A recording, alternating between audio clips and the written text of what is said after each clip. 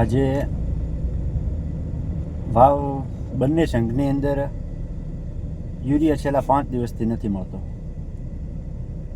ખેડૂતોને લાઇનમાં ઊભા રહે છતાં યુરિયા અત્યારે મળતો નથી ને યુરિયા છેલ્લા 5 દિવસથી છે જ નહીં.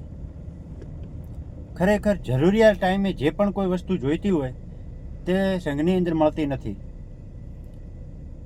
વાવેતર ટાઈમે જે ડીએપીની જરૂર હતી ત્યારે ડીએપી નહોતો મળતો. અત્યારે એરિયાની જરૂર છે, અત્યારે યુરિયા નથી મળતો. ખરેખર આ સરકારને એટલી હદે નકામી છે ને કે વાત જવા દો. અને પ્રાઇવેટ એગ્રોની અંદર ખેડૂત લેવા જાય એટલે 1500 થી 2000 રૂપિયાનું વધારાનું તમારે ફરજિયાત લેવું પડે, આવું કહે છે. બરાબર, સરકાર એક બાજુ ના પાડે છે કે અમે કોઈ વધારાની વસ્તુ આપતા નથી, અને પ્રાઇવેટ એગ્રોની અંદર ઘણી બધી વસ્તુ એવી છે જે ખાતર ભેગી તમને આપવામાં ફરજિયાત આપે છે.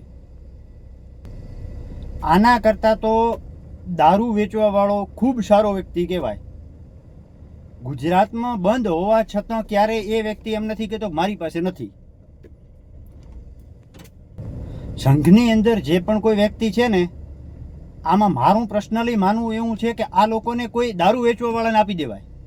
જે વ્યક્તિ ઇલીગલ વસ્તુ નથી ખૂટવા દેતો એ લીગલી વસ્તુ ક્યારેય નહીં ખૂટવા દે. આવું એક અનુમાન ખેડૂતનું છે. બરાબર,